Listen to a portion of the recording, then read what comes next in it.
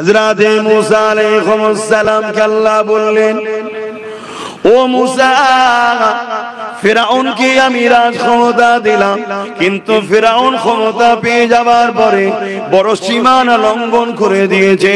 ও আমি আর বিরোধিচার করতে লেগেছে, গরিবগুলোকে জুলুম করতে লেগেছে, মানুষগুলোকে হত্যা করতে লেগেছে, এমনকি নিজেকে খোদা পর্যন্ত দাবি করে দিয়েছে। ও হযরত মুসা, আপনি যান, ওকে যে সঠিক মেসেজটা দেন, ওকে গিয়ে সঠিক মেসেজটা দেন। ইসলামের সিস্টেম হলো, কেউ যদি ভুল করে তাকে একবার শিখাও, দুবার শিখাও, তিনবার বলো যে তুমি ভুল করছো। যদি না শুনে চতুর্থবার তার জন্য মোকাবেলার জন্য তৈরি হও। শুনছেন তো? আমার দেশের কেন্দ্র সরকারও যদি ভুল করে একবার বুঝাবো, দুবার বুঝাবো, তিনবার বুঝাবো, চতুর্থবার নয়। নিজের অধিকারের জন্য সংগ্রাম করতে হবে। শুনছেন তো নাকি? হযরত মুসা আলাইহিস সালাম আল্লাহ রাব্বুল আলামিন যখন হুকুম করে দিলেন, তিনি দেখতে লেগেছেন ফিরাউনের কাছে রাজ ক্ষমতা রয়েছে, ফিরাউনের কাছে অর্থ পাওয়ার আছে, ফিরাউনের কাছে ম্যান পাওয়ার আছে, ফিরাউনের কাছে রাজ ক্ষমতা আছে, ফিরাউনের কাছে অস্ত্র পাওয়ার আছে। আমি মুসা, আমার ভাই হারুন ছাড়া আমার পাশে কেউ নেই। এই জায়গাতে ফিরাউনের মোকাবেলা আমি মুসা কেমন করে যাব?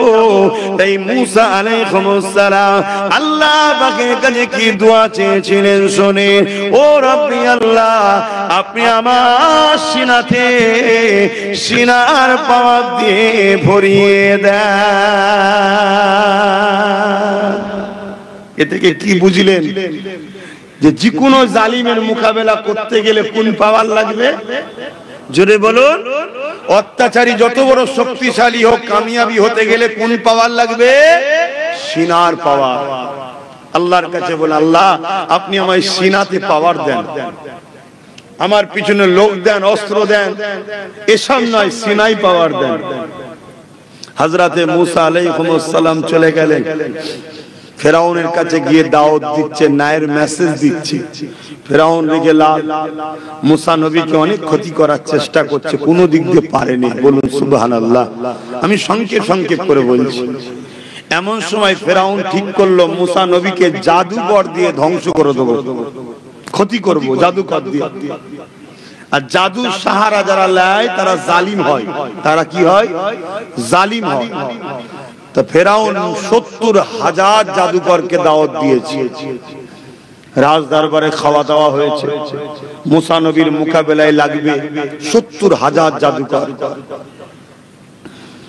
৭০,০০০ জাদুকর একটা করে রশি নিয়ে এসেছিল, দড়ি ছেড়ে দিয়েছে, সব সাপ হয়ে গেছে। মুসা নবীর হাতে লাঠি ছিল। আল্লাহ বলল, মুসা তোমার আশা লাঠিটা ছেড়ে দাও। মুসা নবী যেই ছাড়লেন, বিশাল বড় একটা অজগর সাপ হয়ে গেল। জোরে বলুন সুবহানাল্লাহ। এই নওজোয়ান তরুণেরা, মুসা নবীর হাতের লাঠিটা যে অজগর সাপ হলো, ওই সাপ একটা একটা করে জাদুঘরের সাপগুলোকে খেতে লেগেছে। কিন্তু এখানে একটা মজার বিষয় আপনাদেরকে জানিয়ে দিই, জাদুঘররা ৭০,০০০ রশি ছেড়েছে, ৭০,০০০ সাপ হয়ে গেছে। মুসা আলাইহিস সালাম লাঠি ছেড়েছে, ওই লাঠিটা সাপ হয়ে গেছে। কিন্তু অবাক করা বিষয় হলো, মুসা নবী যখন এই লাঠিটা ছেড়েছে, মুসা নবীর লাঠি যখন সাপ হয়ে গেছে, ৭০,০০০ জাদুকর উঠে এসে যাদেরকে ফিরাউন দাওয়াত দিয়েছিল, ফিরাউন যাদেরকে আপ্যায়ন করেছে, খাইয়েছে, ওই ফিরাউনের ভয় ছেড়ে দিয়ে, ফিরাউনের অস্ত্রের ভয় ছেড়ে দিয়ে, ফিরাউনের সৈন্যের ভয় ছেড়ে দিয়ে, ওই ৭০,০০০ জাদুকর মুসা নবীর হাতে হেঁটে ঈমানের কলেমা পড়ে মুসলমান হয়ে যায়।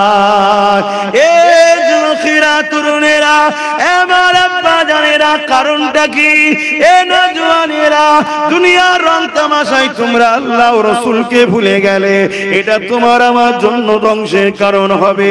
যারা আল্লাহ ও রাসূলকে চিনেছে, পৃথিবীর তাবৎ শক্তি মিটে গেছে, তাদেরকে মিটাতে পারেনি। হযরত মুসা আলাইহিস সালাম সাথে করে ভাই হারুনকে নিয়ে গেল ৭০,০০০ জাদুকর জাত দিকে, সৈন্য সামন্ত জাত দিকে, ক্ষমতা পৃথিবীর জাত দিকে। সেই ফেরাউনের দরবারে ৭০,০০০ জাদুকর মুসা নবীর লাঠি ছাড়ার পরে ওই সাপ হয়ে যাবার পর সঙ্গে সঙ্গে এসে ইমানের কালেমা পড়ে মুসলমানটা কেন হয়ে গেল? জাদুকররাও তো রশি ছেড়েছে, সাপ হয়েছে, তাহলে কেন কলেমা পড়লো? শুনে রেখে দাও, জাদু কাকে বলে, মুজিজা কাকে বলে।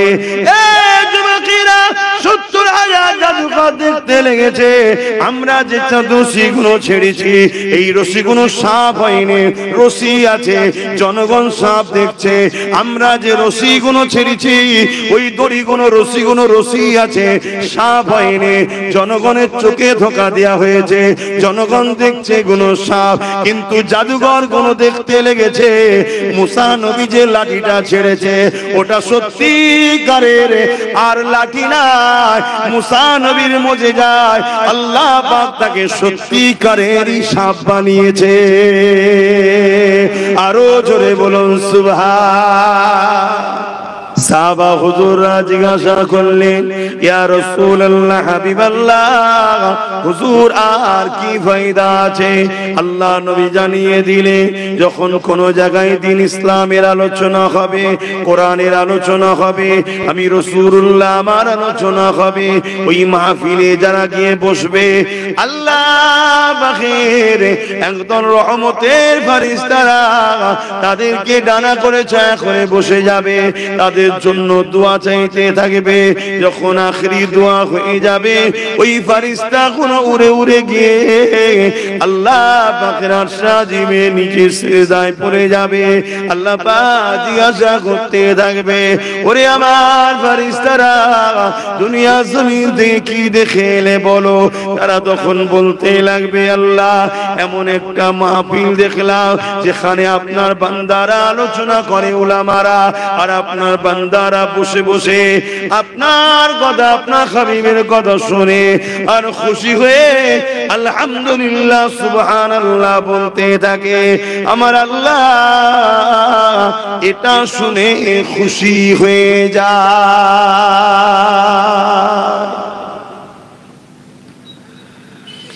এ নওজওয়ানেরা, আল্লাহ পাক ওই সময় বলেন, ওরে আমার ফেরেশতারে, ওরা কি শুধু আমার আলোচনা শুনে শুনেই চলে গেল নাকি? না, আমার কাছে কোনো আরজু রেখেছে।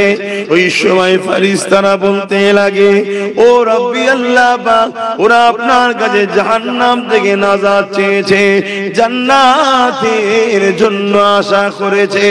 আমার আল্লাহ জানিয়ে দেয়, ওরে আমার ফেরেশতারে, তোরা সাক্ষী থেকে যা, আমি আল্লাহ ওদের জন্য জাহান্নাম আর রাখবো না, আমি আল্লাহ ওদেরকে জান্নাতি বানিয়ে দিব। আরো জোরে বলুন সুবহান। আমাদের যুবকরা বাজারে বসে বসে চমৎকার দেখে, ভিড় করে না? হ্যাঁ, কাগজ এখান দিয়ে খাচ্ছে, অন্য জায়গা দিয়ে বার করছে, দেখাচ্ছে। এগুলো জাদু, চোখে ধোকা, মিথ্যা এগুলো। আর তোমার আমার নবী রাসূলুল্লাহ কি করেছে সেগুলো শুনবে না? সেগুনের বেলায় তোমাদের পাওয়া যায় না, তোমরা বলছো আমরা মুসলমান।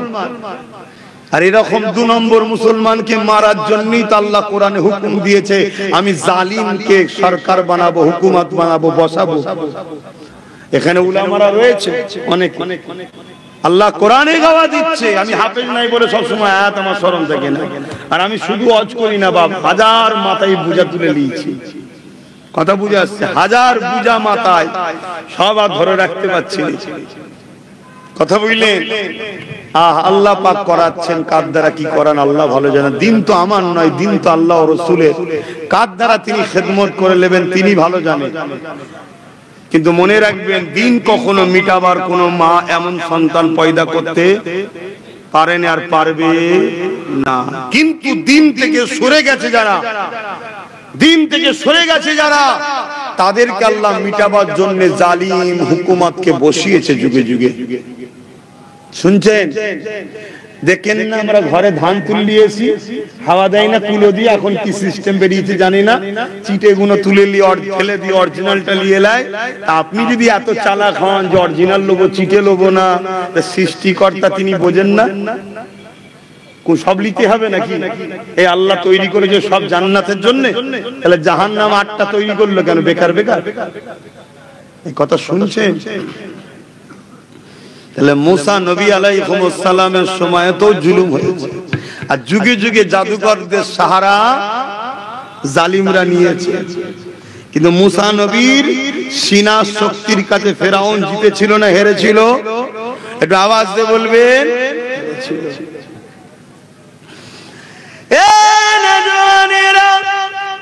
আল্লাহ নবী নবী দয়া নবীর দিকে আগিয়ে এসি, আহারে আমার নবীর উপর বারবার জুলুম অত্যাচার করেছে আবু জেহেল। আল্লাহ নবীর উপরে কত জুলুম করেছে। এ নবীর উম্মতের, আজকে আমরা দাড়ি টুপি মসজিদ মাদ্রাসা সহজে পেয়ে গেলাম, তাই ইসলামের উপরে আমাদের গুরুত্ব নাই, এই মসজিদ গুলোর উপরে আমাদের গুরুত্ব নাই। মসজিদ গুলো যুবকরা যাও না বলেই তো আজকে মসজিদ গুলোর উপরে জুলুম অত্যাচার হতে লেগেছে। যদি মুসলমান তোমরা মসজিদে যেতে যুবকরা, তাহলে শয়তান কখনো মসজিদের বিরোধী করার সাহস পেত না। এ যুবকেরা, তরুণেরা, আল্লাহ নবী নবী দয়া নবী যখন দুনিয়া জমিনে আসলে ইনসাফের কথা বলতে লাগলে, ইনসানিয়তের কথা বলতে লাগলে, মানবতার কথা বলতে লাগলে, গরিবের কথা বলতে লাগলে। এখানে আরো একটা বলে দিই, আমাদের মধ্যে অনেকে ধারণা এসে গেছে ইসলাম মানে নামাজ রোজা দাড়ি টুপি এগুলো। এটা আমাদের মধ্যে অনেকে ধারণা এসে গেছে, বিশেষ করে মোল্লা মৌলী সাহেবদের মধ্যে। শুনছেন তো, নামাজ মানে দাড়ি টুপি, এই ইসলাম মানে দাড়ি টুপি নামাজ রোজা, বাস ইসলাম হয়ে গেছে। আরে এগুলো অনেক পরের বিষয়, এগুলো ইসলাম জানি, কিন্তু ইসলামের প্রথম নয় এটা, এটা অনেক পরের বিষয়। এইটা হলো রজবের মাস, এই মাসে নবী মেরাজে গিয়েছিলেন, সেখান থেকে নামাজ এনেছিলেন। কত শুনছেন তো নাকি? ইসলামের প্রথম বিষয় হলো একত্ববাদ, এক আল্লাহকে মানা। দ্বিতীয় বিষয় হলো রিসালাতের উপরে ঈমান আনা। 3 নম্বর বিষয় হলো জুলুমকে মিটাও। শুনছেন তো নাকি? জুলুমকে মিটাও, এটা হলো ইসলামের প্রথম কাজ। আর বাকি যেটা আল্লাহ রাসূল, ওটা হলো চাকরি। চাকরি পাওয়ার পরে প্রথম কাজ হলো কি? জুলুমকে মিটাও, অন্যায় মিটাও। আমার নবীর দরবারে এক ইহুদি ধর্মগুরু, ইহুদি আলেম এসেছে, এসে আমার নবীকে বলছেন, বলো তো ইসলামের সবথেকে ভালো কাজ কি? আল্লাহ নবী বললেন, খোদার তোকে খানা খাওয়ানো। জোরে বলুন সুবহানাল্লাহ, আরো জোরে বলবেন না? কিন্তু আমাদের ঘরে বলেছিলাম না, দুটো ইসলাম, নকল ইসলাম ভরিয়ে দেওয়া হচ্ছে। বাপেরা, নওজোয়ান তরুণেরা, আমার নবী পাকের উপরে আবু জেহেল অনেক অত্যাচার করতে লাগলো।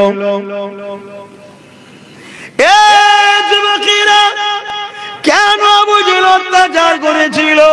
আল্লাহ নবী ইনসাফের কথা বলে, আবু জেহেল তো মানুষকে লুটে রাখে। আল্লাহ নবী মানুষের হকের কথা বলে, আবু জেহেল তো মানুষকে লুটে রাখে। আল্লাহ নবী তো মজলুমের পাশে দাঁড়ায়, আবু জেহেল তো জুলুম করে।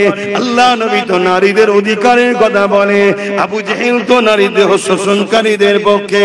আল্লাহ নবী ইনসাফ ইনসানিয়াতের কথা বলে, মানব বন্ধনের কথা বলে, সম্প্রীতির কথা বলে, ভাতৃত্বের কথা বলে, গরিব এতিমদের পক্ষে কথা বলে।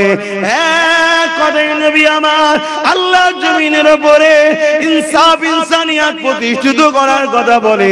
আর আবু জেহেল মানুষকে বোকা বানিয়ে দিয়ে 360টা নকল খোদা দিয়ে তাদের দ্বারা জুলুম অত্যাচারের শাসন ব্যবস্থা তৈরি করেছে। এই জন্য আবু জেহেল আমার নবী পাকের বিরুদ্ধে লেগে গেল। শুধু আবু জেহেল উতবা সাইবা নয়, রোম আমার নবীর বিরুদ্ধে লাগলো, পারস্য আমার নবীর বিরুদ্ধে লাগলো। এমন করে পৃথিবীর সুপার সুপার পাওয়ার গুলো আমার নবী পাকের বিরুদ্ধে লেগে গেল। অথচ আমার নবী একা তাদের বিরুদ্ধে মোকাবেলায় দাঁড়িয়ে গিয়ে ইনসাফের বাণী, ন্যায়ের বাণী, মানবতার বাণী, সত্যের বাণী আল্লাহ পাকের কোরআনের কথা মানুষকে শোনাতে লাগলো। এ যুবকেরা, তরুণীরা, বাপেরা, আমার নবী পাককে রুখতে আবু জেহেল পারছে না।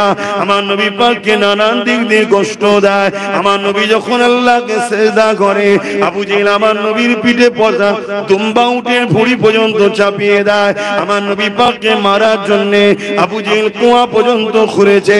আমার নবী পাককে এমন করে সোশ্যাল বয়কট করে দিয়েছে। এ যুবকেরা, তরুণেরা, এ নবী পাকের প্রেমিকেরা, কোন দিক দিয়ে আবু জেহেল রুখতে পারেনি। একজন, দুজন, তিনজন করে 39 জন আমার নবী পাকের হাতে হাত দিয়ে ঈমানের নূরে কলেমা পড়ে মুসলমান হয়ে গেছে। এ নওজওয়ান তরুণেরা, বাপেরা, কি করে রুখা যাবে? আবু জেহেল তার মন্ত্রী সবার একটা মিটিং ডেকেছে, সরদার লিডার নেতাদেরকে নিয়ে বসেছে। মুহাম্মদকে রুখতে হবে, মুহাম্মদ রাসূলকে রুখতে হবে। ওই সময় ইবলিস ছদ্মবেশে এসে আবু জেহেলকে পরামর্শ দিল, এই রুকার একটাই পন্থা হলো মুহাম্মদকে শহীদ করে দাও। নাউজুবিল্লাহ। কে দায়িত্বটা নেবে? কারো তো সাহস হতে লেগেছে না। কেন? সবাই জানে মুহাম্মদ রাসূলটাকে, এই সাহস কেউ নিচ্ছে না। কিন্তু একটা যুবক ছেলে দাঁড়িয়ে গেল, নাম তার ওমর ফারুক। তখন ফারুক ছিল না, কিন্তু আমাকে তো বলতে হবে।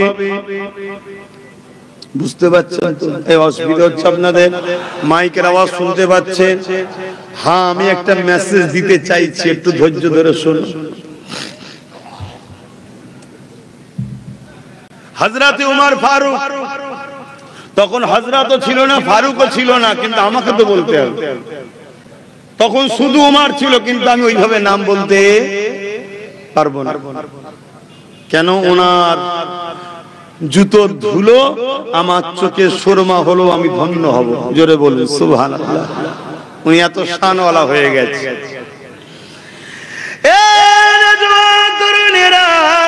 হযরত ওমর ফারুক দাঁড়িয়ে গেল।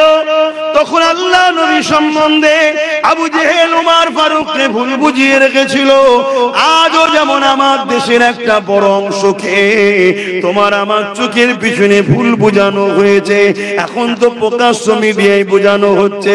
এটা আজকে নতুন নয় গো, শয়ে শয়ে বছর ধরে প্ল্যান চলে আসছে। আমি অনেক আগে বলেছি, সাপ দেখলে যেমন তোমরা মারো, তোমাদের পিছনে একটা শ্রেণীর ব্রেনকে ওয়াশ করা হচ্ছে। মুসলমান দেখলেই তারা মারবে, তাদেরকে ছোটবেলা থেকে ট্রেনিং দেওয়া হচ্ছে, তাদের স্কুলগুলোতে প্রশিক্ষণ দেওয়া হয়, তাদের স্কুলগুলোকে বিদ্বেষ করা তৈরি করা হয়। এইভাবে পুরো ভারত জুড়ে চলছে। তা থেকে আমার বাংলাও নিরাপদ না। আমার বাংলার কিছু কম বেশি ১,৫০০ জায়গা তৈরি হয়ে গেছে, যেখানে মুসলমানের বিরুদ্ধে প্রশিক্ষণ দেওয়া হচ্ছে। ছোট ছোট বাচ্চাগুলোকে বোঝানো হচ্ছে মুসলমান মানে আতঙ্কবাদী, মুসলমান মানে দেশদ্রোহী, দাড়ি টুপি মানে জঙ্গি, ওদেরকে মেরে দিলে পাপ হবে না, পুণ্য হবে, ওরা আমাদের ধর্মের দুশমন, ওদেরকে মেরে দেওয়া দরকার। মাদ্রাসাগুলোতে জঙ্গি তৈরি হয়, মোল্লা মুলি সাহেব মানে ISIS এর সঙ্গে হাত আছে, ওদেরকে ধরে ধরে নিয়ে চলে আসো। 10 বছর 15 বছর লাইফটাকে বরবাদ করে দিবার পর তারপরে তাদেরকে ছেড়ে দাও। এই নাটক চলতে লেগেছে। কিন্তু যুবকেরা শুনে রেখে দাও, এই কথা আজ থেকে 5-6 বছর আগে ধরে আমি প্রচার করছি। কিন্তু তখনকার সময় বহুত উলামারা আমার বিরুদ্ধে কথা বলেছিল, বহুত বুদ্ধিজীবীরা আমার মা বাপ তুলে গাল দিয়েছিল। কিন্তু আজকে দিনে দেখছি প্রকাশ্য মিডিয়াতেই বলা শুরু হয়েছে। মিডিয়া খুললেই দেখুন একদম লোক প্রকাশ্য বলতে লেগেছে মুসলমান মানেই তারা জিহাদি, জিহাদি মানে আতঙ্কবাদী, দাড়ি টুপি মানে জঙ্গি, দাড়ি টুপি মানে সন্ত্রাস। মাদ্রাসাতে আতঙ্কবাদী শিক্ষা দেওয়া হয়, মাদ্রাসাগুলোকে ব্যান করে দেওয়া হয়। অলরেডি ভারতের বিভিন্ন জায়গায় মাদ্রাসাকে ভেঙে দেওয়া হচ্ছে, মাদ্রাসাগুলোকে বন্ধ করে দেওয়া হচ্ছে।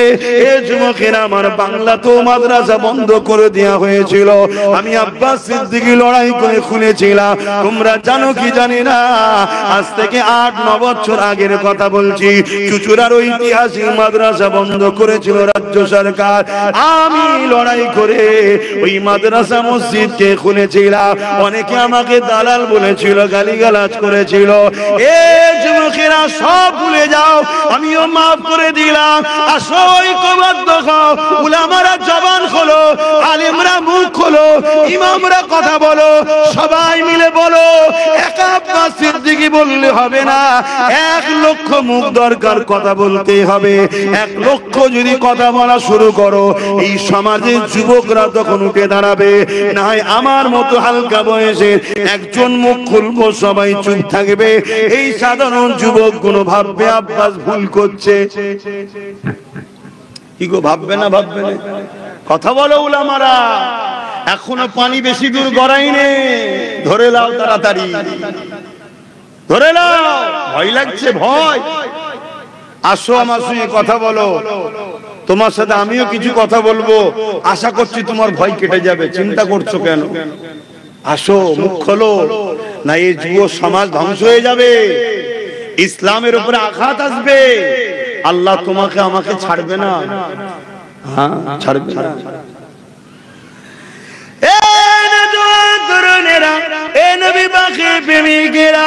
তোমার আমার পিছনে ষড়যন্ত্র চলছে গো, মানুষের প্রেরণ গুলোকে ওয়াশ করা হচ্ছে গো। তাই তারা অবুঝ, তাদের কোনো দোষ দেব না। তাদেরকে ছোটবেলা থেকে প্রশিক্ষণ দিয়ে তৈরি করা হয়েছে। যেমন তুমি আমি তৈরি করেছি, বাবারা পুকুরের কাছে যাবি না বাবা, ডুবে যাবি। বাবারা সুদ খাবি না বাবা, হারাম খাবি না বাবা। বাবারা গরিবের মেরে খাবি না, গরিবকে লুটবি না। বাবারা মানুষকে সম্মান করবে, বড়দের সম্মান করবে, ছোটদেরকে স্নেহ করবে। যেমন তুমি আমি শিখাই, নবী শিখিয়েছে। হিন্দু হোক, দলিত হোক, আদিবাসী, সাঁওতাল হোক, যেই হোক, কেউ বিপদে পড়লে তার পাশে দাঁড়াবি, দেশকে ভালোবাসবি, খবরদার কারো মাল ঝেড়ে খাবি না।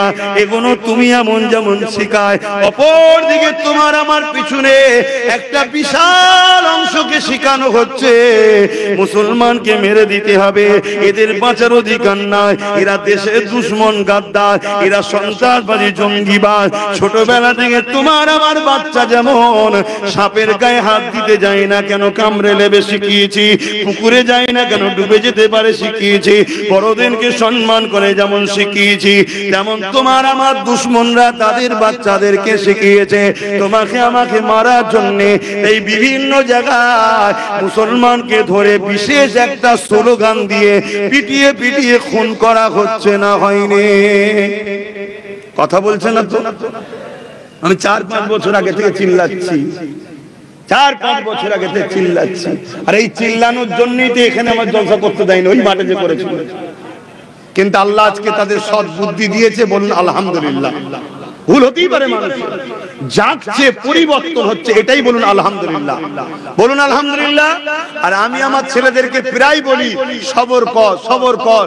ধৈর্য এমন একটা জিনিস, ধৈর্যের সাথে পাহাড়ের জিনিস টক্কর হয়, পাহাড় ভেঙে চুরমার হয়ে যাবে। ধৈর্যশীলরা কখনো ভেঙে যায় না। জোরে বলুন সুবহানাল্লাহ। আসো আমার যুবকরা, ভুল মানুষ মাত্র হতে পারে, অস্বীকার করছি না, কিন্তু তওবা করো, পরিবর্তন হও, ভাবো, বোঝো। ছোটবেলা থেকে এমন মেন্টালিটি তৈরি করা হয়েছে, তোমায় দেখলেই মারবে। তুমি যদি মনে করো আমার মুখে তো দাড়ি নাই, পরো নাই প্যান্ট শার্ট, আমি বেঁচে যাব, না, তোমার বিপদটা আমাদের থেকে একটু বেশি। আবার তোমাকে বেউজ্জুদি করে উলঙ্গ করে চেক করা হবে, করে তারপরে মারবে। শুনছেন না? শুনছেন? খুব সাবধান হও আমার ভাইরা।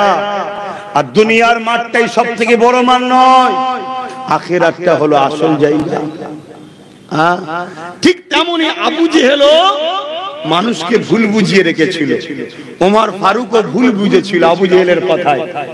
তাই ওমর ফারুক বলল, আমি যাব মুহাম্মদ রাসূলের, কিভাবে বলি ভাষাগুলো, কিন্তু আপনাদের তো বুঝতে হবে, শহীদ করতে এক কথাই বলে দিলাম, আমি যাব। কেন বললে কথা? ওমর ফারুককে আমার নবী সম্বন্ধে ভুল বুঝানো হয়েছে। আজকে যারা মসজিদ ভাঙার জন্য মসজিদের মাথায় উঠে মাইক খুলছে, মুসলমানদেরকে ধরে ধরে মারছে, কেন মারছে? এদেরকে ভুল বুঝানো হয়েছে। কারা বুঝিয়েছে? ওই 2 শ্রেণীর লোক, জালিম শাসক আর ধর্মের নামে যারা ভণ্ড, তারা। শুনছেন না? শোনেন না? ভুল বুঝিয়েছে। কেন? ইসলামের সত্যর কাছে এদের 2 নম্বরই ধরা পড়ে যাচ্ছে। ইসলামের সত্যের কাছে এদের 2 নম্বরই দোকান বন্ধ হয়ে যাচ্ছে। আমেরিকা চেয়েছিল ইসলামকে মুছে দেব, বুশ বলেছিল আমেরিকা ইসলাম কোরআন রাখবো না। আমার আল্লাহ বুশের কন্যাকে ঈমানের কালেমা পড়িয়ে হাফেজে কোরআন বানিয়ে দিয়েছে। জোরে বলুন সুবহানাল্লাহ। ব্রিটেন চেয়েছিল, রাশিয়া চেয়েছিল, চীন চেয়েছে, ফ্রান্স চেয়েছে, ইউরোপ দুনিয়া চেয়েছে ইসলামকে মুছে দেব। আজকে তারা তাদের সমীক্ষায় বলছে যে ইসলাম 2040-এ ইউরোপ দুনিয়ার সংখ্যা গুরু হয়ে যাবে। জোরে বলুন সুবহানাল্লাহ। আমার দেশও মিডিয়া এরকম বলছে না, বলেন এই সালে এই হবে, এই সালে এই হবে, এই সালে এই হবে। কেন এত হিংসা কেন? আমরা তোর তো ভাই হই, তোরাই তো বলিস সেকুলার ভাই ভাই ভাই ভাই সেকুলার। 77 বছর আমাদেরকে সেকুলার বলে ভোট নিবি, এখন আর লাগবে না? কথা বুঝছেন না? বোঝেন না? এত রাগ কেন আমাদের উপরে? কিছু মাথায় ঢুকছে?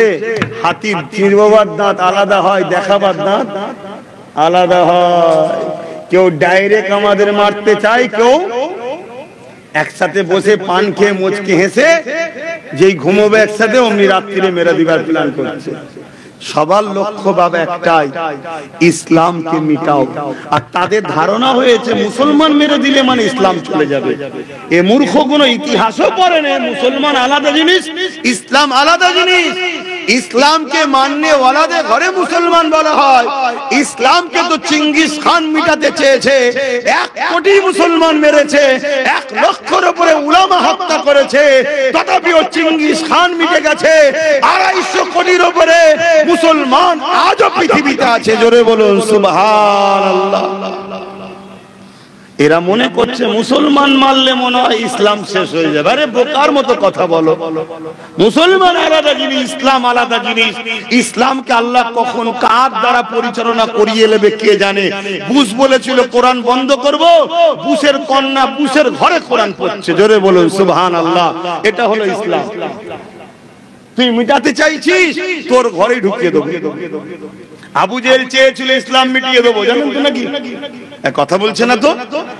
আবু জেহেলের ছেলে ইকরামাকে আল্লাহ ইসলাম দিয়ে দিয়েছে। জোরে বলুন সুবহানাল্লাহ। আমার ভারতবর্ষে বাবরি মসজিদে যে প্রথম আঘাত করেছিল সেও চেয়েছিল মিটিয়ে দেব।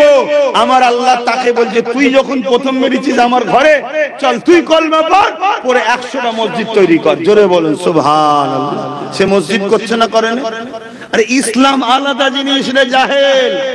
ইসলামকে মিটাতে কখনো পারবি না, এ স্বপ্ন দেখিস না। আমাদেরকে হয়তো তোরা ক্ষতি করলে করতে পারবি, কেন আমরা তোদেরকে বিশ্বাস করেছি। তোরা গাদ্দারি করছিস আমাদের সাথে। কথা মাথায় ঢুকছে না? ঢোকে না? হ্যাঁ, 77 বছর তোদেরকে বিশ্বাস করেছি। তোরা শুধু জার্সি চেঞ্জ করেছিস আর আমাদের কাছে এসেছিস। আমরা ভেবেছি হয়তো এ গাদ্দার নয়, তুই ভালো। ও বাবা, তুই কিছুদিন পরে আবার তুইও গাদ্দারি করেছিস। আবার অন্য জার্সি এসছে, আমরা ভাবলাম হয়তো এ গাদ্দার নয়, আবার তুইও গাদ্দারি করেছিস। আবার কাউকে মনে করেছিস সেও গাদ্দারি করছে। সবার লক্ষ্য একটাই। শুনছেন তো নাকি? কষ্ট হচ্ছে। বাপেরা, নজওয়ান তরুণেরা, আবু জেহেল চেয়েছিল আমার নবী পাককে শহীদ করবে। হযরত উমর দাঁড়িয়ে গেল, এ কাজের দায়িত্ব আমি নেব। আবু জেহেল মনে বড় খুশি হয়েছিল, কেননা অন্য কেউ দায়িত্ব নিলে এটা সাকসেসফুল হবে না। উমর কিন্তু দায়িত্ব নিয়েছে, অবশ্যই সে সাকসেসফুল করতে পারবে। এ যুবকেরা, তরুণেরা, কেন উমর ফারুকের মোকাবেলা করার তখন কারো ক্ষমতা ছিল না। উমর ফারুকের বিরুদ্ধে দাঁড়াবার কারো শক্তি ছিল না। এত বড় তিনি ক্ষমতাবান ছিলেন। অনেক বড় কথা, পুনপুনায়ের কাছে ওদিকে যাচ্ছি না, আমার নবী পাক এদিকে দোয়া করতে লেগেছে। ও রাব্বি আল্লাহ, উমর না আবু জেহেল দুজনের মধ্যে একজনকে আপনি হিদায়াত করে দিন আল্লাহ। আমার নবী পাকের হাতে দোয়া আল্লাহ পাক কবুল করে নিলে আমার আল্লাহ জানিয়ে দিল আবু জেহেল বড় বিয়াদব, ওর কপালে হবে না। খাত্তাবের বেটা উমরকে আমি কবুল করলাম। আর এদিকে উমর অস্ত্র নিয়ে বেরিয়েছে, অনেক উট ঘোড়া সোনা দানা নেবে বলে আমার নবী পাককে শহীদ করবার জন্য। কিন্তু আমার যখন বেরোই বলেছিল, এ আবু জেহেল 39 জন কলেমা পড়েছে, 40 আর হতে দেব না। ফেরেশতারা আলোচনা করতে লেগেছে কি হবে কি হবে। উমর তো বলেছে 40 আর হতে দেব না, মুহাম্মদ রাসূলকে শহীদ করে দেব। আমার আল্লাহ আজ দিয়ে জানিয়ে দিল, হে আমার ফেরেশতারা চিন্তা করো না, আমি আল্লাহ উমর বলছে 40 হতে দেব না, আমি আল্লাহ উমরকেই 40 বানাবো। আরো জোরে বলুন সুবহান। আমার তো মাথায় ঢুকছে না, শিষ্যরা আজমির শরীফের নামে কেস করেছে আর গুরু আজমির শরীফে চাদর পাঠাচ্ছে। বুঝতে পারছেন না পাচ্ছেন? শিষ্যরা গরিবে নওয়াজের মাজারের বিরুদ্ধে কেস করেছে, জানেন তো নাকি? এই জানেন না? জানেন না? আর গুরু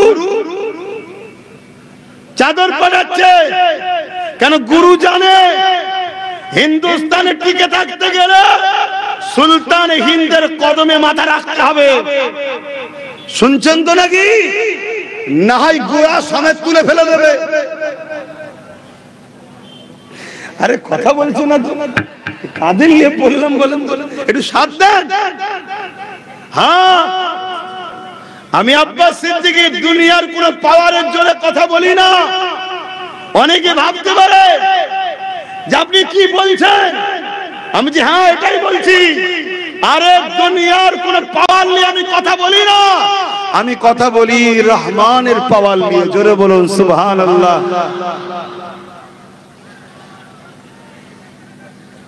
আল্লাহ আছে না নাই? এই আওয়াজ দেবেন নাই, দোয়া করে দেবো। আল্লাহ আছে না নাই? সাথ দিলে অনেক কিছু দিতে পারবো, আর সাথ না দিলে কি মনে হবে বলেন তো? কোন রকম ভাবে ডিউটিটা পালন করতে 4টে পর্যন্ত যেমন করে কাটা, আর সাথ দিলে দিতে ইচ্ছা যাবে। কিছু করার নেই বাপ, এটা মানুষ তো, আমি রক্তের গোস্ত তো তৈরি, শরীর চলে না। শুনছেন তো? আল্লাহ আছে না নাই? চিঙ্গিস খানের নাম কে কে শুনেছেন? একটু হাত তুলে দেখাবেন। চিঙ্গিস খান নাম শুনেছেন তো? কত বড় জালিম ছিল জানেন? শুনছেন না? আমাদেরটার থেকে বেশি না কম? অনেক বড় বেশি। সে রাজা ছিল, এ তো রাজা নয়, ভোটাভুটিতে হাঁটতে হাঁটতে বেঁচে গেছে। কি হাঁটতে হাঁটতে চলে গেছে। কিছু সেকুলার একে সাপোর্ট করেছে না করে না? এক কথা বলে। কিন্তু চিঙ্গিস খান ছিল রাজা, তার বিরুদ্ধে কথা বলার কেউ ছিল না। সে রাজ ক্ষমতা নিয়ে 1 কোটির উপরে মুসলমানকে মূলো কাটা পেঁয়াজ কাটার মতো কেটেছে। আমার উলামা ভাইয়েরা মন দিয়ে শোনেন, পানি এখনো বেশি গড়াইনে, আসুন এক মুঠো হই, কথা বলুন, জবান খুলুন, ওসিলা হিসাবে পাশে দাঁড়াবো। আর যদি মনে হয় যে না ওদিকে যাব না, যেমন ভাড়াটিয়া খেলছি খেলবো, মসজিদের মধ্যে ঢুকিয়ে তোমায় পুরানো হবে, মিলিয়ে রেখে দিও আমার কথা। যদি না হয়, বেশি নয় 2-3 বছর যদি বেঁচে থাকি, তোমাকে আমি দেখিয়ে দেবো প্রমাণ। মসজিদে ঢুকে ইমামকে পুরানো হবে। যদি আমার কথা না শোনো তোমরা, ভাড়া খেলা সব মিটে যাবে। আমি কি বলছি বুঝতে পারছো না? এখনো সময় আছে। আমি কারো বিরোধী করতে বলছি না, আর কাউকে বিনা বাধাতে বিশ্বাস করতেও বলছি না। ষাঁড়ের প্রয়োজন আছে না? না, জমি চাষ করতে লাগবে তো নাকি? কিন্তু ষাঁড় রাখো, কিন্তু তার মাথায় গলায় দড়িটা ভালতারে বেঁধে রাখো। দুধ খাওয়ার দরকার আছে না নাই? কিন্তু খাবার আগে একটু গরুর পাটা ভালতারে বাঁধতে হয়। পা ছাড়া দুধ দুইতে যেমনি মারবে বুকের খাঁচা ভেঙে যাবে। আমার বক্তব্য এই জায়গাটায়। তোমার পছন্দ তো রাখো, আমি বিরোধী করছি না, রাখো, কিন্তু আমার কথাটা একটু শোনো, একটু বেঁধে রাখো, একটু বেঁধে রাখো। নাই গতকালকে যে সেকুলার ছিল পূর্ব মেদিনীপুরে, আজকে সে লাভ মেরে কেমন কমনাল ভূত হয়েছে দেখেছেন তো? এই কথা মাথায় ঢুকছে না? সব সময়ের অপেক্ষা, ঝাঁপ মারবে ঝুপঝাপ ঝুপঝাপ করে দেখবে, তখন দিশে হারা হয়ে যাবে। সময় থাকতে থাকতে সব লাঠি ছেড়ুনি, কিছু লাঠি হাতে রাখো, হতে পারে ডিফেন্সের কাজে লাগবে। এই মাথায় ঢুকছে না? ঢোকে নে। হযরত ওমর ফারুক রওনা দিল। যুবকেরা, তরুণেরা, বাবেরা, হযরত ওমর আমার রাসূলুল্লাহ করে হুজরা দরজা কোণায় যখন গিয়ে আঘাতটা দিল, ওই সময় ভেতর থেকে আওয়াজ দিল কে? ওই সময় ভেতর থেকে যখন আওয়াজটা দিল কে? ওমর ফারুক বাইরে থেকে বলতে লেগেছে, আমি খাত্তাবের বেটা ওমর। সাহাবা হুজুরা নামটা শুনে বড় পেরেশান হতে লাগলো। এ যুবকেরা, কি হবে, কি হবে, কি হবে? কিন্তু আমার আল্লাহ উমর ফারুক কে নবীর কদমের কাছে নিয়ে গিয়ে ঈমানের নূরে কলেমা পড়িয়ে নবীর গোলাম বানিয়ে দিলে। এ যুবকেরা, তরুণেরা, বাবেরা, ইসলামকে যারা মিটাতে চেয়েছে, হয় তাদের মধ্যে থেকে বা তাদের আওলাদের মধ্যে থেকে ঈমানের নূরে কলেমা পড়িয়ে ইসলামের খাদেম আল্লাহ বানিয়ে দিয়েছে। ইউরোপ দুনিয়া চেয়েছিল ইসলামকে মিটিয়ে দেবে, এমন করে ফ্রান্স চেয়েছিল ইসলামকে মিটিয়ে দেবে, আমেরিকা চেয়েছিল ইসলামকে মিটিয়ে দেবে। এ যুবকেরা, তাদের ডাটা বলছি, তাদের সমীক্ষা বলছি, তাদের ঘোষণা বলছি, তারা বলতে লেগেছে ইউরোপ দুনিয়াতে ডেলি হাজার হাজার অমুসলিম ঘরের ছেলে মেয়েরা ঈমানের নূরে কলেমা পড়ে আমার নবীর ইসলাম কবুল করছে। আরো জোরে বলুন সুবহান। যত আতরকে ঘাটা হবে দেখবেন তত আতরের খুশবু ছড়াবে। ইসলাম এমন একটা খুশবু, এর পিছনে যত লাগবে তত মানুষ ইসলামের দিকে, কথা বলেন, আসবে। এ নিয়ে টেনশন নাই যে ইসলাম শেষ হয়ে যাবে। টেনশন হলো তোমার আমার নিয়ে, তোমার আমার পরের জেনারেশন, নতুন জেনারেশন গুলোকে নিয়ে। এগুলো ইসলাম পাবে তো? কেন তোমার আমার গাফলতির জন্য এরা ধ্বংস না হয়ে যাবে। প্যালেস্টাইনে 45,000 বাচ্চাকে কাফন করতে হয়েছে। কত হাজার? একটু আওয়াজ দিয়ে বলবেন। 45,000 বাচ্চা, শিশু, বেগুনা সন্তান, তারা দুনিয়া দেখতে আর পেল না। তারা বড় হতো, এই জমিনে মা বাপের খেদমত করত, আল্লাহর কোরআনের কথা বলতো, আল্লাহকে রুকু সিজদা দিত। কিন্তু তাদের পূর্বপুরুষদের ভুলের কারণে আজকে তাদেরকে শিশু বেলাতেই কাফন পড়তে হলো। তাই বাংলার মুসলমান মুজাদ্দিদ জামানের চতুর্থ প্রজন্ম হিসেবে বলে যাচ্ছি, তোমরা যে রাস্তায় হাঁটছো, যেভাবে জীবন যাপন করছো, তোমাদের ভুলের কারণে তোমাদের বাচ্চাগুলোকে মনে হয় কাফন পড়তে হবে। এখনো সময় আছে, শুধরে যাও। প্যালেস্টাইনবাসী কি ভুল করেছিল? যখন হিটলার ইহুদিদের ঘরে মেরে দিচ্ছিল, পৃথিবীর সমস্ত দেশ দরজা বন্ধ করে দিয়েছে, বর্ডার সিল করে দিয়েছে, কেউ ইহুদিদের ঢুকতে দেয়নি। প্যালেস্টাইনবাসী ইমানদার মুসলমানেরা তারা ওই ইহুদিদের ঘরে তাদের দেশে আশ্রয় দিল। ইহুদিদের পরনার জুতো ছিল না, প্যালেস্টাইনবাসীরা জুতো দিয়েছে, ইহুদিদের থাকার ঘর ছিল না। প্যালেস্টাইনবাসীরা জমি দিয়েছে, ঘর দিয়েছে, ইহুদিদের খাবার ছিল না। প্যালেস্টাইনবাসীরা খেতে দিয়েছে, ইহুদিদের পড়াশোনা ছিল না। প্যালেস্টাইনবাসীদেরকে শিক্ষার ব্যবস্থা করেছে। আস্তে আস্তে আস্তে তারা বড় হয়েছে।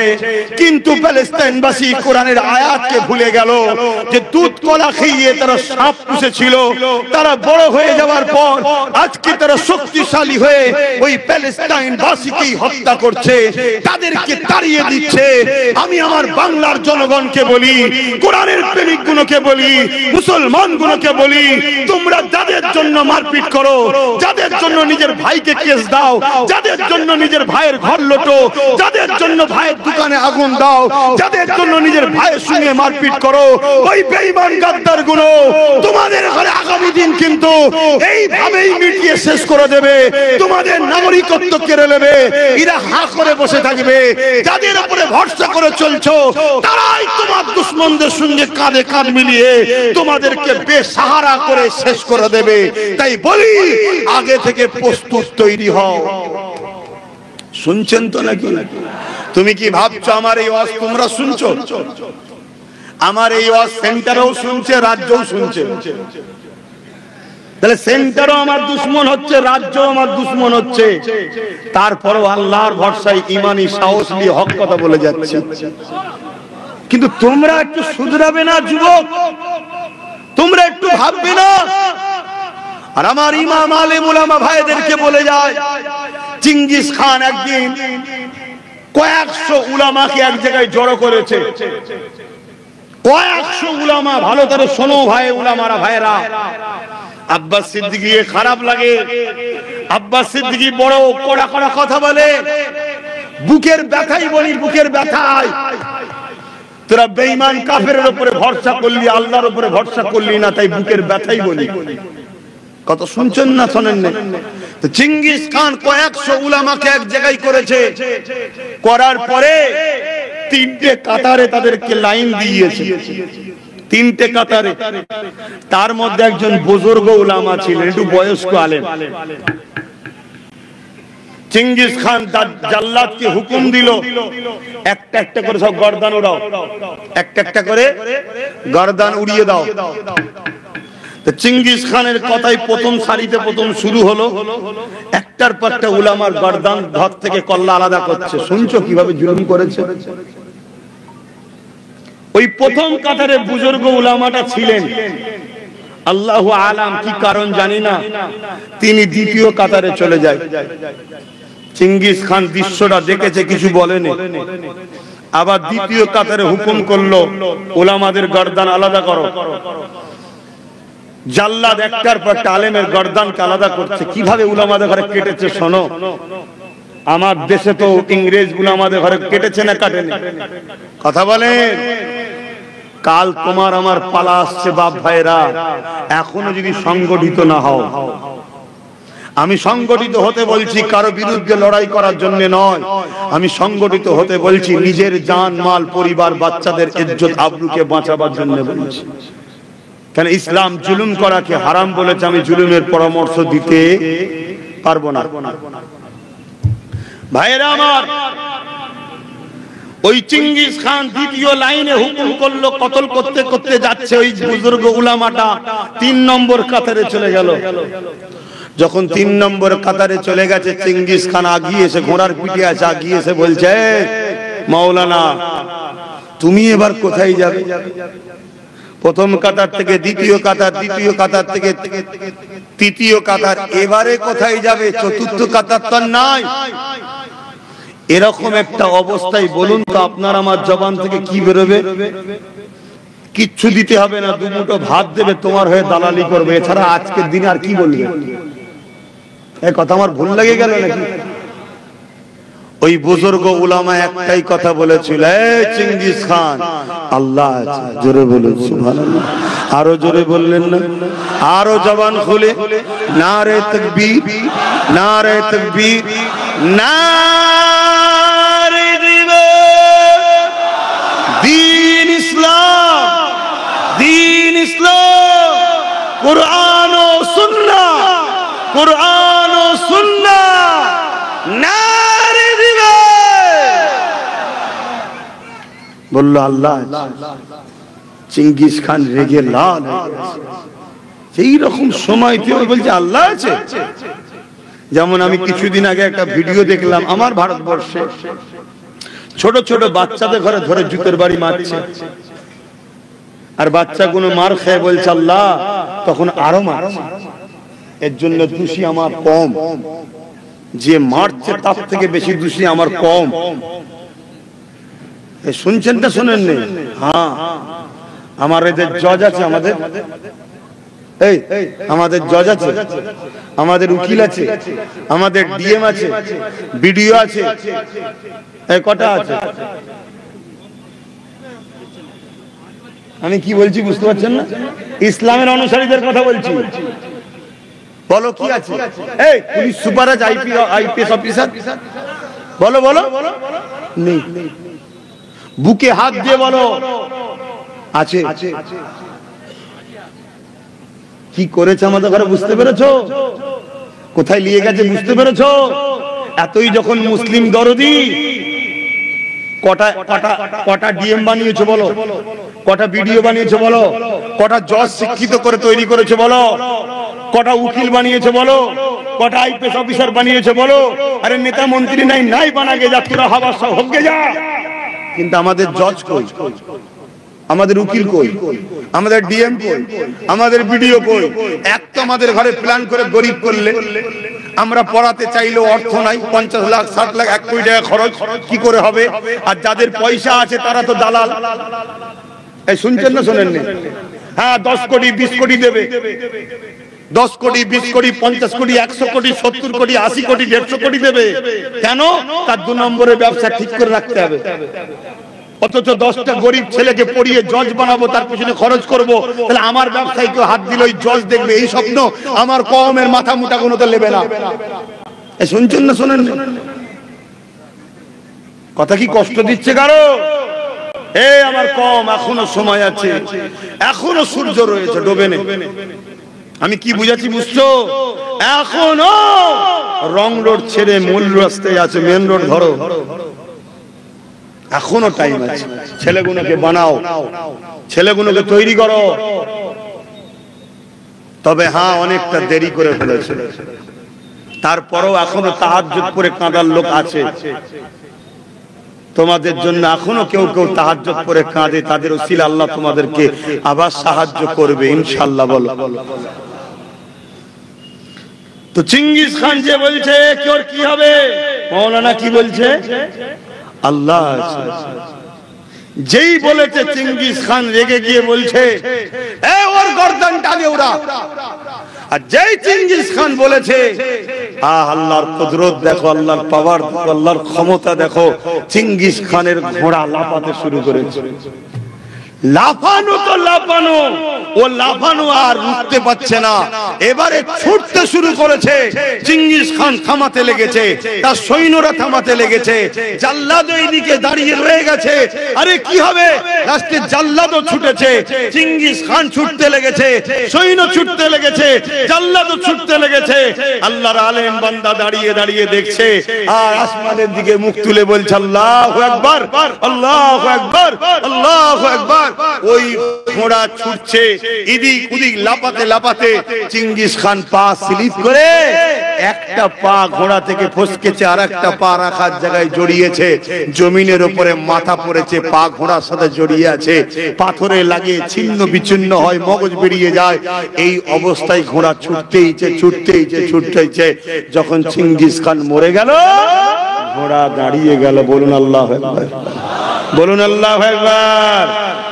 তোমরা আল্লাহর হও, রাসূলের হও, ন্যায়ের পক্ষে থাকো, বাচ্চাগুলোকে জজ বানাও, উকিল বানাও, ডিএম বানাও, পাশাপাশি নবী মুহাম্মদ রাসূলের গোলাম বানাও, দেখবে আল্লাহ সাহায্য পাবে তোমরা।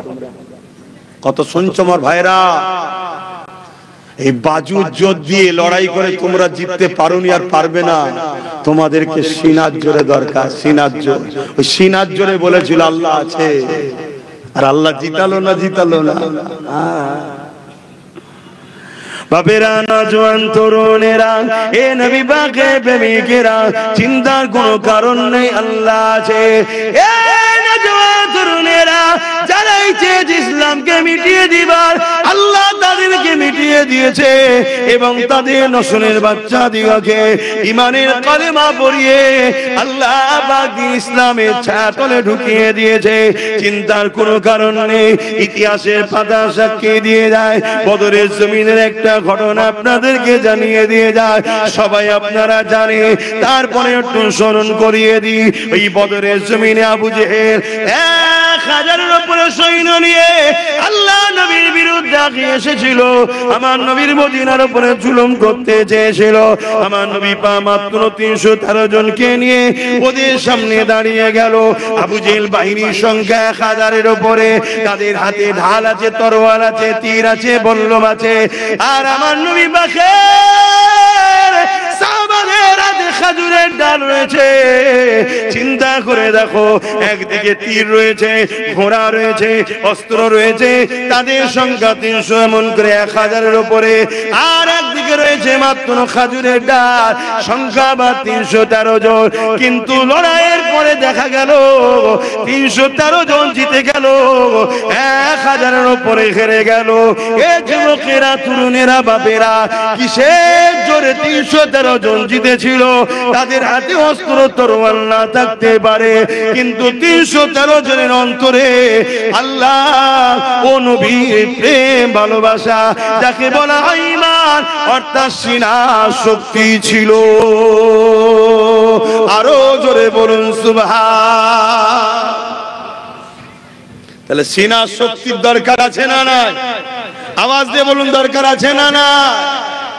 আজ কেন্দ্র সরকার ক্ষমতার জোরে যদি মনে করে মিলিটারি আমার, পুলিশ আমার, সব দপ্তর আমার, প্রত্যেকটা রাজ্যে বিভিন্ন কালারের মুখ্যমন্ত্রী থাকতে পারে, মূলত সবই আমার, সবই আমার, অতএব আমি যা খুশি তাই করব, তাহলে আমরাও জানিয়ে দিই, ঈমানের শক্তি যাদের আছে তাদের মোকাবেলা করতে আপনি ভুল করেও যাবেন না।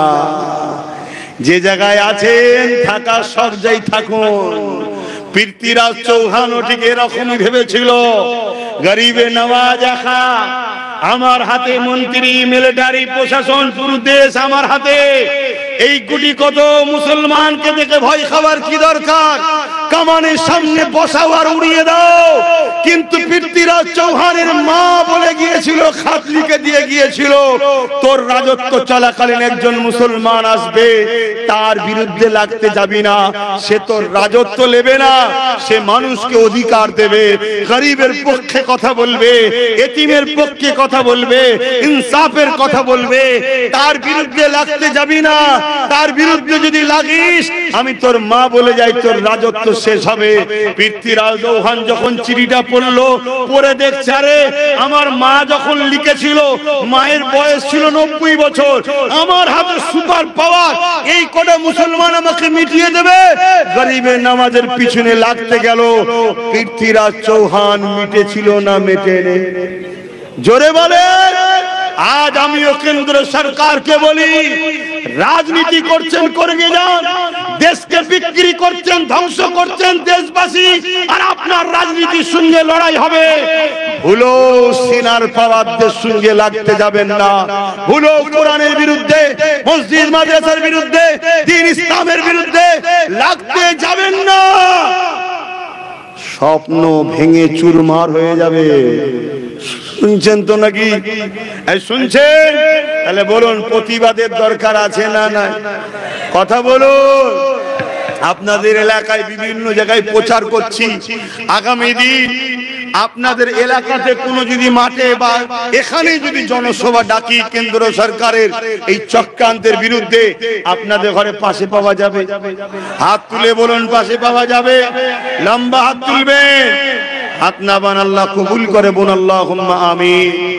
যে মুসলমান কোরআনের পক্ষে নয়, যে মুসলমান দ্বীন ইসলামের পক্ষে নয়, যে মুসলমান মসজিদের পক্ষে নয়, যে মুসলমান মাদ্রাসার পক্ষে নয়, ও মুসলমান সূরাতে মুনাফিক কাফের ছাড়া দ্বিতীয় কিছু নয়। ঠিক না বে ঠিক? এই জোরে বলেন। আজকে কেন্দ্র সরকার যে ষড়যন্ত্র চলছে, এর বিরুদ্ধে যদি কোনো মুসলমান গাফলতি করে লড়াইয়ের দিকে, মুখে যদি বলতে নাও পারে, যারা বলছে তাদের সঙ্গে যদি সাথ না দেয়, তাহলে জেনে নিতে হবে ও মুসলমান মুনাফিক ও কাফেরের থেকেও নিকৃষ্ট, মরণের পরে জাহান্নাম ছাড়া আর কিছু না। এই কথা শুনছেন? কত শুনছেন? আপনারা আমার সঙ্গে একমত তো নাকি? একমত তো নাকি? তাহলে কোরআনের বিরুদ্ধে যে লাগবে, মসজিদ মাদ্রাসার বিরুদ্ধে যে লাগবে, আল্লাহর দ্বীনের বিরুদ্ধে যে লাগবে, সে আমাদের আর হতে, জোরে বলেন, তার বিরুদ্ধে আমাদের ক্ষমতা মতো আমাদেরকে আওয়াজ তুলে ইমানের পরিচয় দিতে হবে। ঠিক না বে ঠিক? কিন্তু আমি জানতে চাইছি, কেন্দ্র সরকার অন্যায় করেছে, প্রতিবাদ করতে হবে। যদি এই কোরআনের বিরুদ্ধে আমাদের মোল্লা মলি সাহেবরা লাগে, প্রতিবাদ করতে হবে না হবে না? এই কথা বলুন। প্রতিবাদ করতে হবে। যদি আমাদের সন্তান, বাপ মা, পরিবার, স্ত্রী দ্বীন ইসলাম কোরআনের বিপক্ষে যায় বা কোরআনের দুশমনদের পক্ষে থাকে, তাদের বিরুদ্ধেও আমাদেরকে সংগ্রাম করতে হবে না হবে না? আওয়াজ দিয়ে বলুন। যদি আমার রাজ্য সরকার কোরআন ইসলামের বিরুদ্ধে যায়, হাত তুলে বলুন কারা কারা বলছেন। হাত নামান। ছোট্ট একটা মেসেজ দিয়ে যাচ্ছি, যারা রাজ্য সরকারকে পছন্দ করেন, যদি মুসলমান হন, ইমানদার হন, রাজ্য সরকারকে বুঝান ভুল করছে। শুনছেন কি করেছে? মাদ্রাসা থেকে কোরআনকে তুলে দিয়েছে। শুনছেন?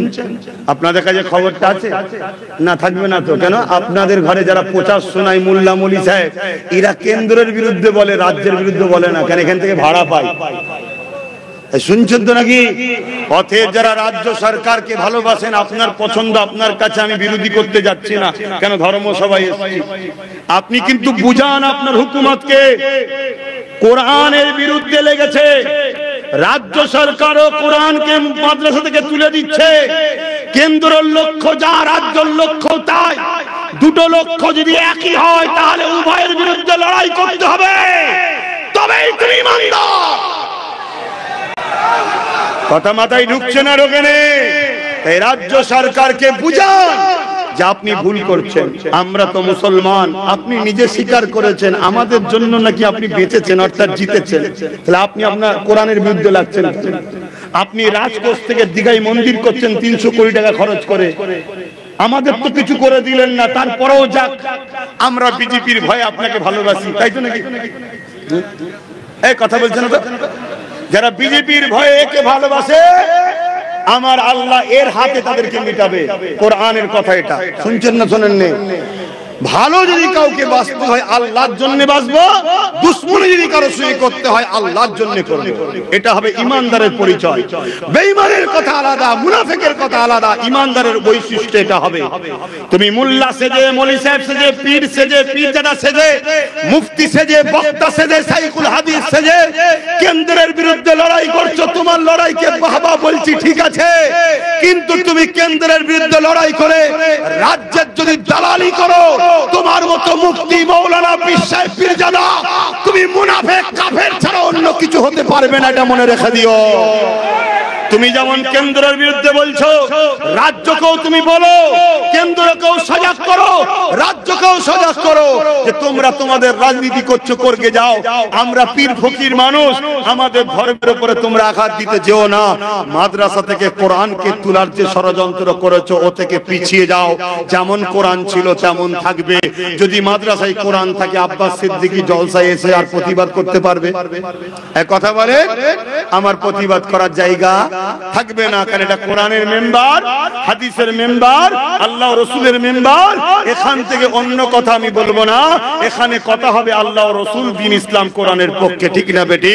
কেন্দ্র সরকার যেমন ইসলামের বিরুদ্ধে লেগেছে, তার বিরুদ্ধেও যেমন বললাম রাজ্য সরকার কোরআনের বিরুদ্ধে লেগেছে, তারও বিরুদ্ধে বলা দরকার আছে না? না তাই রাজ্য সরকারকেও বলি, আর কি বেঁচে থাকা শখ যাচ্ছে না?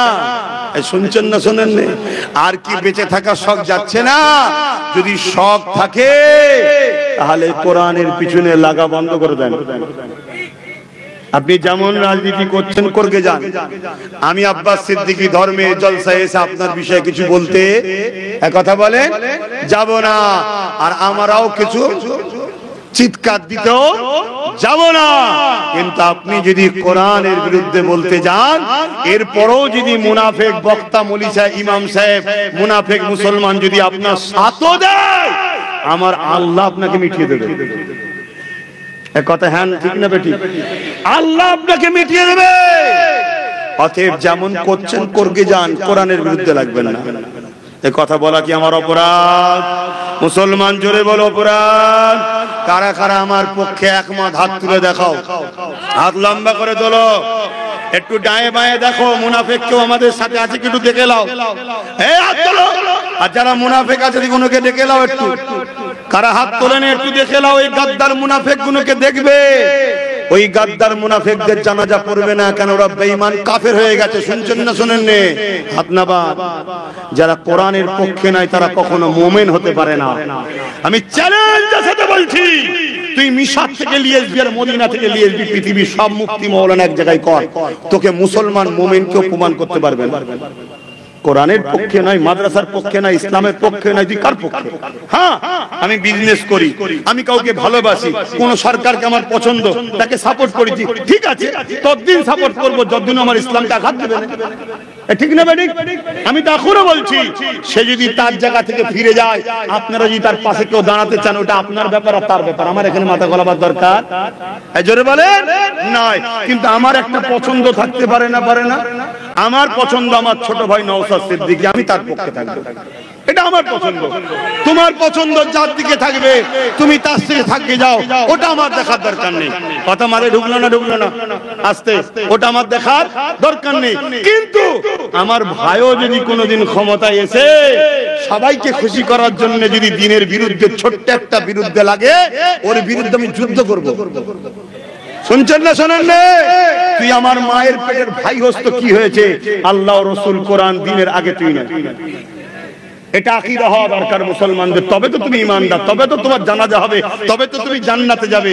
নাম রেখে দিয়েছে মুসলমান, বলছি জান্নাত চলে গেছে, চলো জানাজা পড়ি। বুঝে বুঝে জানাজা পড়বেন, যাত্রার জানাজা পড়তে যাবেন না। মুনাফিকের জন্য দোয়া চাওয়া আল্লাহ চাইতে নিষেধ করেছে কোরআনে, যে মুনাফিকের জন্য দোয়া চাইবে না। অথচ প্রকাশ্য যারা দুশমন ইসলামের, তাদের জন্য দোয়া চাওয়ার হুকুম আল্লাহ দিয়েছে। শুনছেন? তাদের জন্য দোয়া চাইতে আল্লাহ হুকুম দিয়েছে। আমি আমার রাজ্যের সিএম এর জন্য দোয়া চাইবো, আমার দেশের প্রধানমন্ত্রীর জন্য দোয়া চাইবো। কি দোয়া চাইবো? আল্লাহ এরা যেন জালিম না হয়, এরা যেন মানুষকে ঠিকভাবে চালায়, এই দোয়া চাইতে পারি। কিন্তু যে মুনাফিক মুসলমান হবে, ওর জন্য দোয়া পর্যন্ত চাইতে ইসলাম নিষেধ করেছে। কেন? ওই ইসলামের সবচেয়ে বড় ক্ষতিকারক। এক কথা শুনছেন না শোনেন না? তাই আমার আলেম উলামা ইমাম ভাইদের বলবো, যদি মনে হয় হুজুর সবই বুঝলাম, মাইনে বন্ধ হয়ে যাবে, আমি বলবো ফিরে চলে আসো, 10,000 করে মাসে মাইনে দেবো। কত? আমি কথা দিচ্ছি, রেকর্ডিং হচ্ছে না, হয়নি। ফিরে চলে আসো, 10,000 করে মাসে মাইনে দেবো। আর তুমি ফিরে চলে আসলে আর কি লাভ হবে? শোনো, তোমরা যদি সব ফিরে চলে আসো, এ কোরআনের পিছনে যে লেগেছে তো কালকেই বলবে আমার ভুল হয়েছিল ভাই, কোরআন থাকবে। কেন? তোমাদের সবাইকে দরকার নাই, এ থাকবে না, এ বেঁচে আছে মুসলমানের জন্য। বাপ শুনছেন না শোনেন না?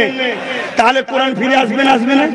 তাহলে বলো, এটা আমাদের জন্য আল্লাহর কাছে নাজাতের একটা ওসিলা হতে পারে না, পারে না?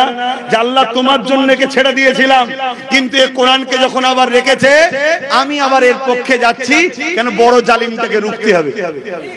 শুনছেন না শোনেন না? তখন কিন্তু আমি তোমাদেরকে বলি, যেমন তোমরা চলে আসার জন্য 10,000 কি বলে কোরআন থাকবে, অমনি ইমামরা বলবেন না 10,000 না হলে ফিরছি না, দেখবে 10,000 হয়ে যাবে। শুনছেন না শোনেন না? একটা বার লোভ ছাড়ো, আল্লাহ রাসূলের উপরে ভরসা রেখে মজবুত হও, সব পাবে। শুধু চেয়ারে 3টে পা দাও, একটা পা দিও। শুনছেন তো নাকি? চেয়ারে 3টে পা দাও, একটা পা দাও। আচ্ছা বলুন তো ভাই, যদি আমার কথা আপনারা মাথায় নিতেন, আজকে কোরআনকে সরিয়ে দিবার সাহস পেত? ধরুন 3টে পা ওনার হাতে, এই রাজ্যের হাতে 3টে পা আছে, আমার হাতে যদি একটা থাকতো, এবার আমার ছোটটার হাতে যদি একটা থাকতো, আমরা কি বলতাম? লেন একটা পালি আর কি করব, আপনি বসেন, ঠেকা দিচ্ছি। কিন্তু যদি বসে আমাদের ক্ষতি করতে চান, পা খুলে নেবো। এই ক্ষতি করতে পারতো? আরে আমি কি বুঝাচ্ছি, বুঝছেন না বোঝেন নে? হ্যাঁ, আমি কাউকে তেড়িয়ে কাউকে আনলে সেজে ফেরস্তে হবে এমনটা বলছি নি। কেন ৭৭ বছর দেখেছি, যেই এসেছে সেই লুটেছে, যেই এসেছে সেই লুটেছে, কেউ কম কেউ বেশি। আসো, নিজেকে বাঁচতে গেলে নিজের হাতে কিছু লাঠি রাখতে হবে। একটু সালাম দেবো, ইয়া নবী।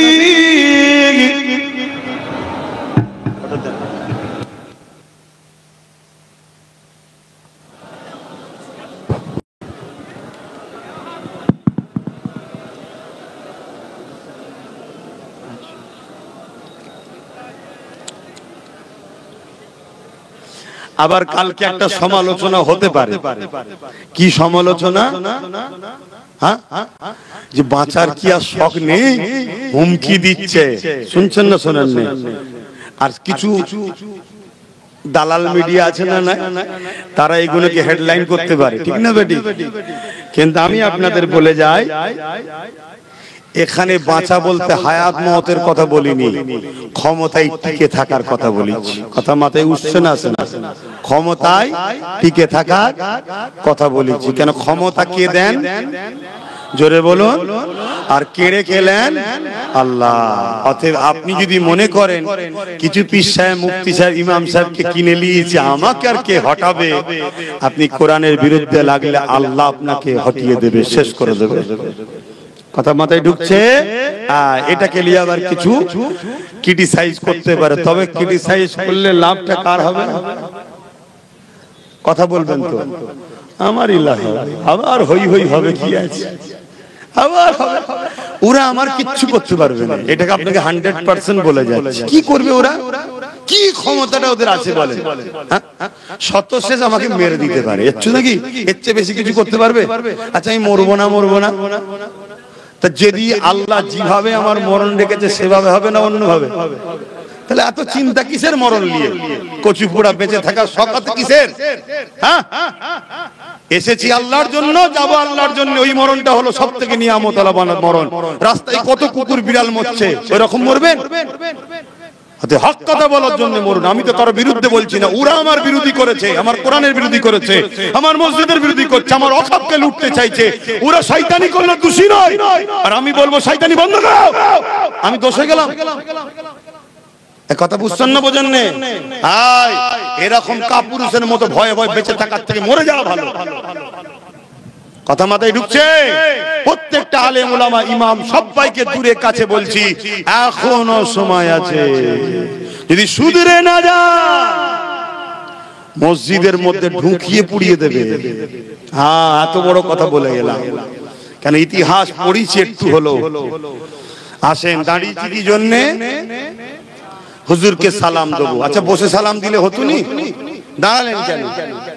বসে তো দরুদ দিলেন, দাঁড়িয়ে সালাম দিচ্ছেন কেন? এই বিভ্রান্তি আমাদের মধ্যে আছে না? নাই? এলিয়ার মারপিট করেন না, এলিয়ার মারপিট করেন নেই। আপনার যদি মনে হয় বসে সালাম দেবো, আপনার প্রেম, আপনার আদব আপনার কাছে, আপনি দিকে যান। আমি আপনার বিরুদ্ধে ফতোয়া দেবো না, আমার মুর্শিদরা দেয়নি। কিন্তু আমরা কেন দাঁড়িয়ে সালাম দিয়েছি একটু শুনে যান। কি জন্য দিলাম? বসে দরুদ দিই, দরুদ পড়লে নেকি হয়, আর সালাম দিলে নবী পাক সাল্লাল্লাহু আলাইহি ওয়াসাল্লাম জবাব দেয়। নবীর জবাবটা বসে বসে লবো, বিয়াদবি হবে। এটা একটু আদবের সাথে লিখছি, এই হচ্ছে ব্যাপার। না, কোরআন হাদিসে কোথায় আছে? কোরআনেও আছে, হাদিসেও আছে। কোরআনেও আছে দাঁড়াবার কথা, হাদিসেও আছে দাঁড়াবার কথা। কিন্তু আপনি আলেমের মতো কথা বলেন। আলেমের মতো বলে। দাঁড়ানো কি ফরজ, দাঁড়ানো কি ওয়াজিব, দাঁড়ানো কি সুন্নতে মুআক্কাদা? বলবেন না। তাহলে কোরআন হাদিসে খুঁজছেন কেন? কোরআন হাদিসে খুঁজতে গেলে যদি কেউ ফরজ বলে খুঁজতে হবে, ওয়াজিব বলে খুঁজতে হবে, সুন্নতে মুআক্কাদা বললে তখন বলতে হবে দলিল দাও। আমরা কেউ বলেছি দাঁড়ানোটা ফরজ, ওয়াজিব, সুন্নতে মুআক্কাদা না। আমরা বলেছি প্রেমের জন্য দিই ভাই, মুস্তাহাব জিনিস, বাড়াবাড়ি নয়, যার ভালো লাগবে সে দাঁড়িয়ে দেবে। কোরআন হাদিসের খোঁজাটাই তো মূর্খের পরিচয়, এক নম্বর।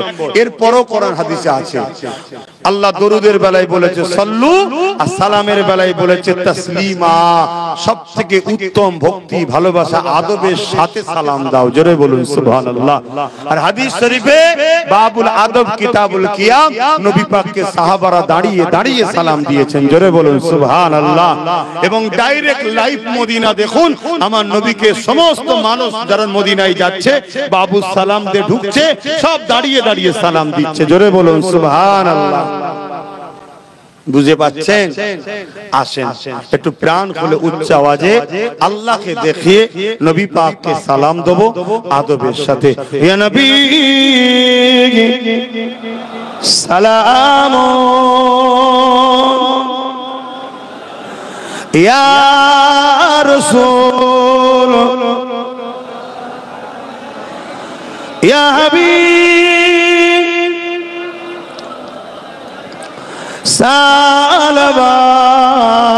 সালাওয়াতুল্লাহ, ইয়া নবী নামো ও পিয়ারা, ইয়া রাসূল নামো পিয়ারা, আসবার আকনে पुकारा, सजबे गोंबर हमारा, या नबी सलाम, या रसूल सलाम, या हबीब सलाम,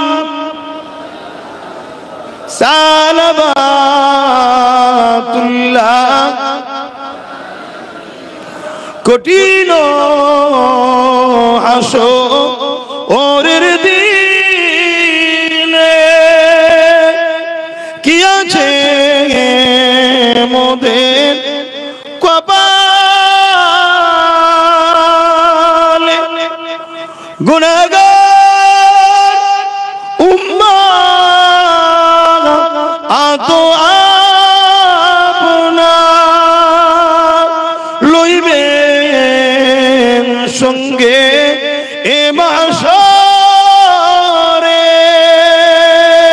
নবী সালাম, ইয়া রাসূল সালাম, ইয়া হাবিব সালাওয়াতুল্লাহ।